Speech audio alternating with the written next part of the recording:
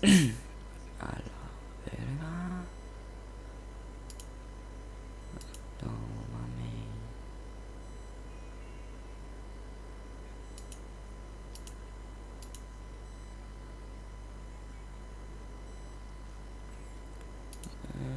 Like la la la la la la la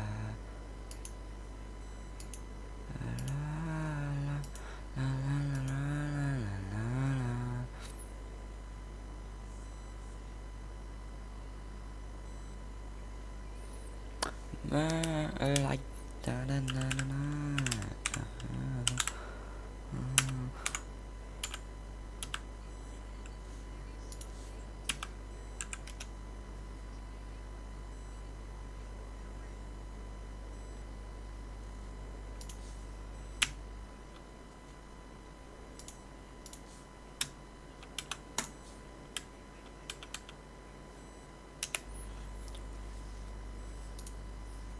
It's been great for all the viewers. I think we're all super hyped to just see how all this ends. All right, Somerset. So obviously, we got a battle going on for first place today. Coming into the competition overall, did you have a favorite? And has that kind of switched up after you've seen the leaderboard pan out throughout these games so far? Yeah, I did. I actually thought Acorn and Cold were gonna take it again. They're just both, some star players, and they're so consistent. And I'll be honest, I'm still rooting for them. I still believe they can do it. They're still consistent, so they can pull something out. And we know how important consistency is. And Somerset, you being a top player yourself, I have myself casted over your Women's of the Arena game. What is one of the major factors of being consistent throughout a 12-game series? Just constantly, I think, having a strategy with playing on your teammate and having such good comms with each other of what's going on at all times. You never know when your teammate might just be able to save you. Yeah, and you yourself, you were invitational, of course. For these duos that are looking to qualify, make it to globals, what could that be like for them? I think it's just such a shocking opportunity to even play at a LAN to begin with. And I think kind of reaching that level is almost like one of those big achievements for players like this, and almost something to keep them even more motivated to do even better in the future. The insight, next level. Somerset, thank you so much. Where can the fans find you? Twitch, Twitter, Somerset, just everywhere. Thank you. Awesome. Well, Somerset, thank you so much for your time. We appreciate it. We'll catch you later.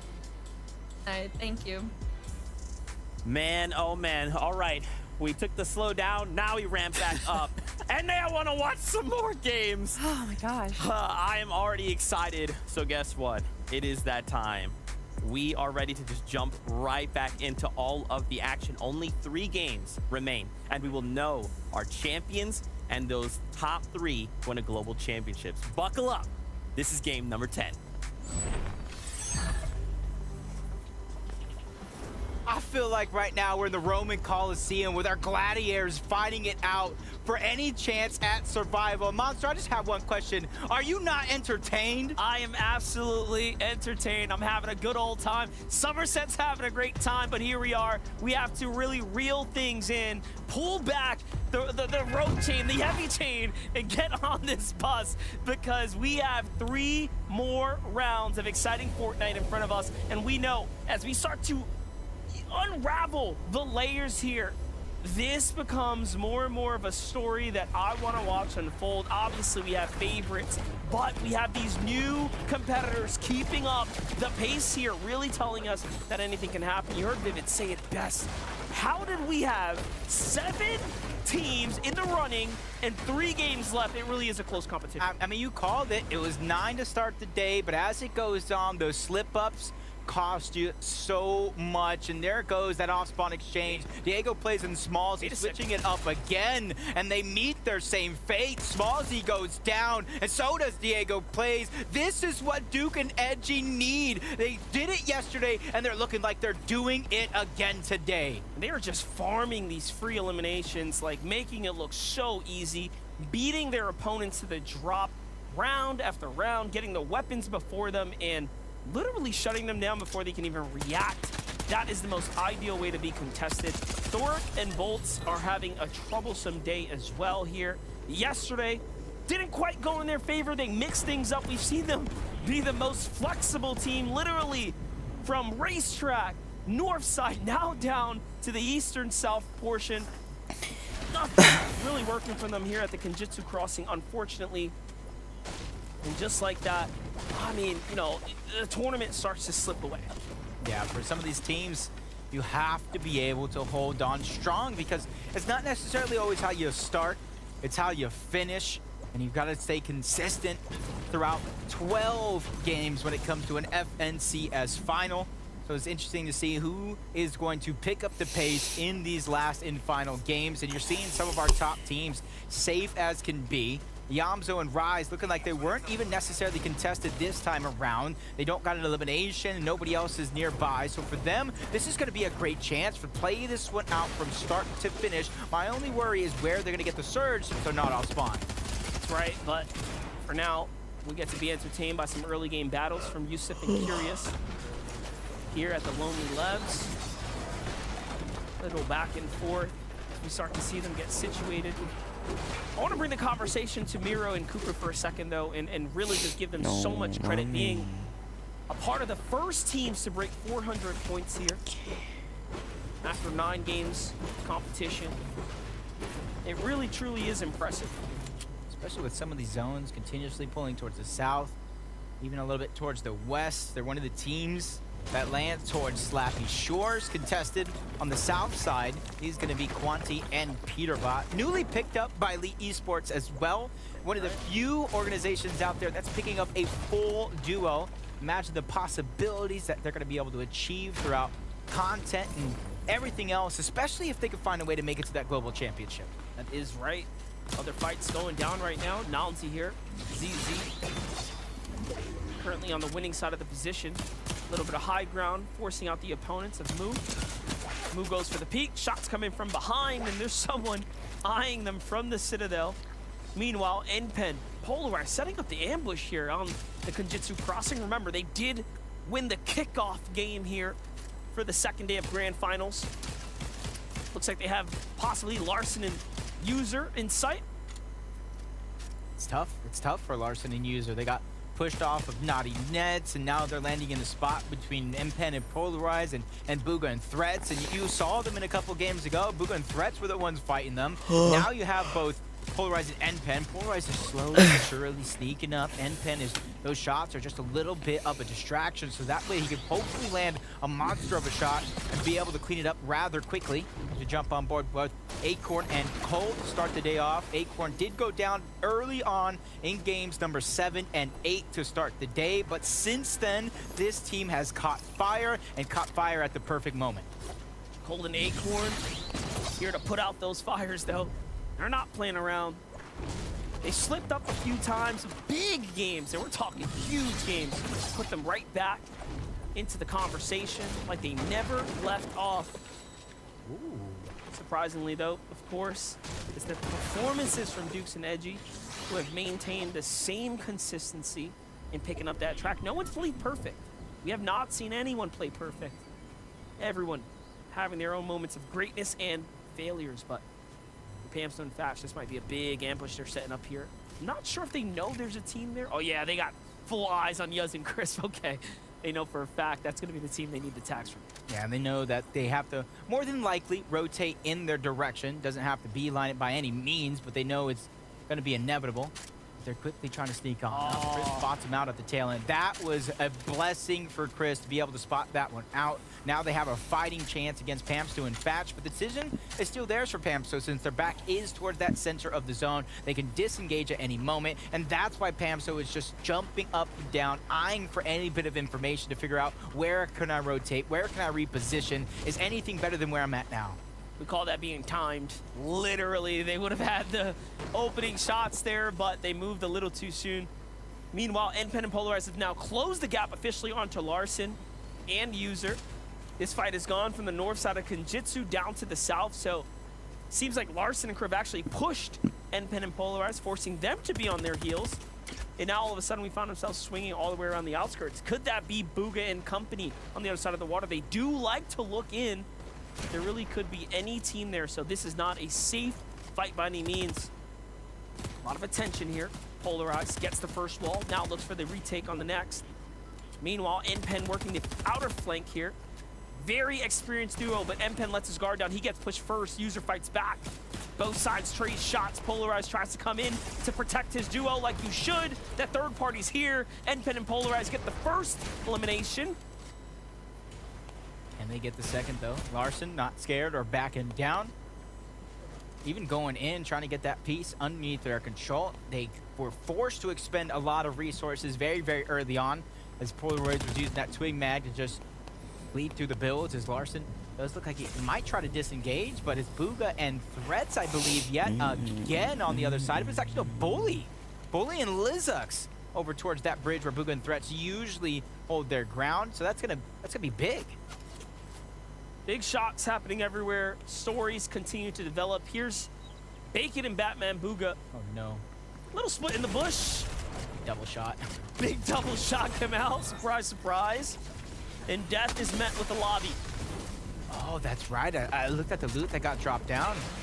It was just a rare Havoc, which means the vault loot hasn't been captured yet by neither Death nor Tahi, which is why you see so many teams trying to fight for it now, and that's Dragon and Elige, where they're usually down on Surge, and how they find it typically is in fights just like this. Maybe not be the best record overall, but they're definitely not scared to back down. They already have 2 eliminations in this game.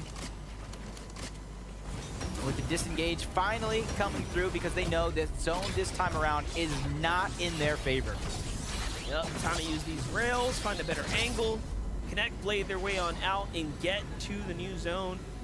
Legion Dragon have been entertaining all of these mid-game battles consistently, finding success, getting dropped in the mix. It's just mixing performance for them. Pars and Baka, however, have been very surprising, I think, to the entire North American region.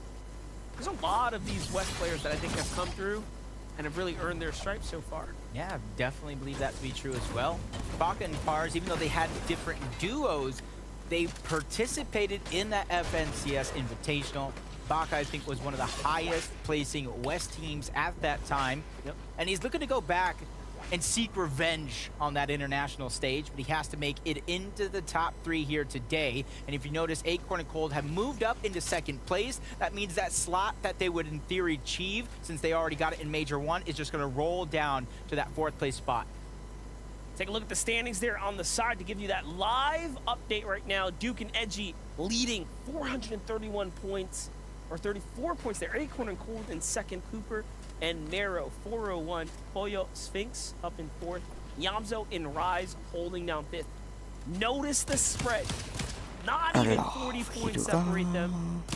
Really showing us that it is an extremely close competition. That's half a game's worth of placements right there. Truly any big pop-off game, one drop, and all of a sudden you are neck and neck with your competitors, or flat out giving away your spot to another team. With only 3 games of Fortnite left here, Jacob, I mean, it is getting extremely intense. Just by looking at the mini-map, you could tell the zone this time around, southeast part of the map.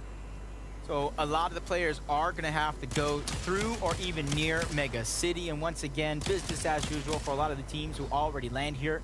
Pollo, the blueprint has been laid out game after game. And on the other side, the players that they're targeting, in theory, would be Epic Whale and Reet. That's something that they do game after game. And then Jeff and Rapid over on the other side. And now you see that big picture of the zone. That north side, even a little bit towards the west, is going to be so congested. So for the players that are stuck there, timing is going to be crucial of when you rotate. That's right. Don't want to be stuck out too much. Big pocket of congestion just west of the Mega City starting to pile up there. Pollo and Sphinx, unfortunately, don't have the sights on them just yet. Shots coming in from the team that's across from them. You have to assume this has been a pretty drawn-out fight between the two parties. It is Jeff there. Epic Whale off to the left side. So he's the team, of course, watching that side. That's why we see those ramps over there. And Bryson Chubbs, they're coming in from the north side of Slappy. This is Miro and Cooper's home. Are they still here? Doesn't seem like it. Bach and Pars. Everybody just trying to rotate from the north side. Even scrounge together any loot. Sometimes there's a lack of brick. Sometimes there's a lack of metal. This is a good spot to get both of those materials as Baka and Pars reuniting. Yet again, they do have that flopper there to try to regenerate some of the health. the med vending machine as well to try to top themselves off as the gas station is getting destroyed, causing some explosive nature over on the other side, but it's not going to really phase neither Baka nor Pars. Everybody that's getting stuck right now here towards Slappy Shores, you saw the zone and what's happening over on that other side. So the longer they stay here, the harder it's going to be to find some comfortability. Yes, they do have the dumpsters as well to yield out some extra loot. Now we jump over to what looks to be a Rift Island, popping up right above Sprite and Giants, who've been struggling here so far, but No, appreciative of the extra kills, the loot that they get to pick up from here. This is right outside the new zone reveal as well. The zone's starting to pull more and more south. Duke rotating ahead of the game. This is very, very important loot for them. Having a Maven is not the best for fighting in a lot of these scenarios, especially when it comes towards the end game.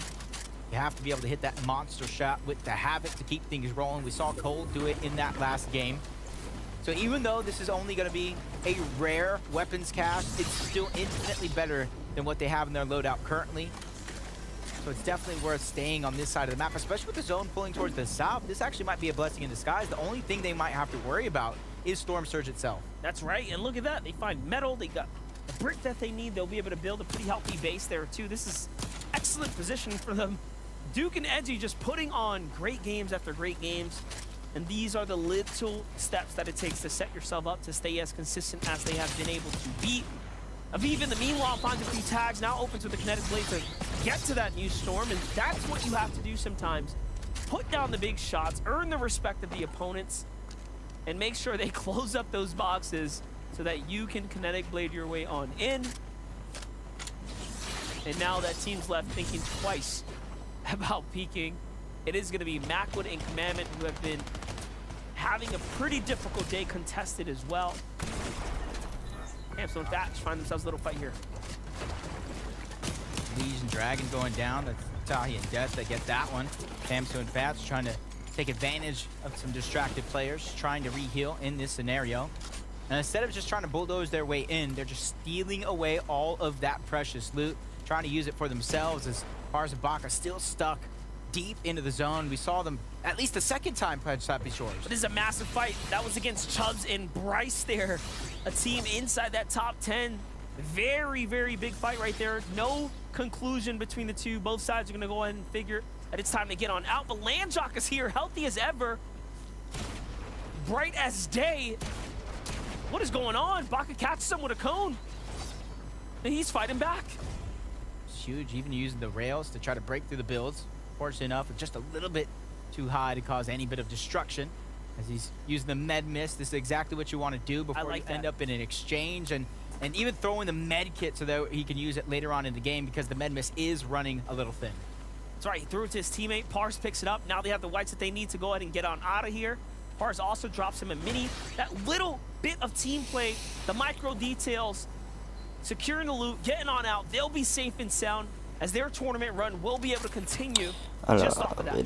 Duke and Edgy, our first place team, contested or not, they're playing so well. So I welcome Kelly to the mid game to give us a blueprint of how they're playing.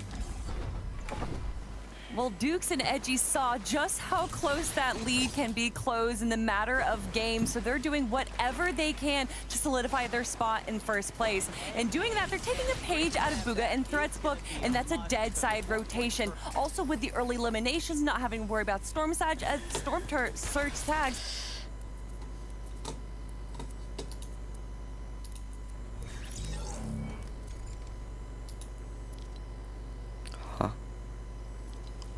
응? 이거는 여기까지.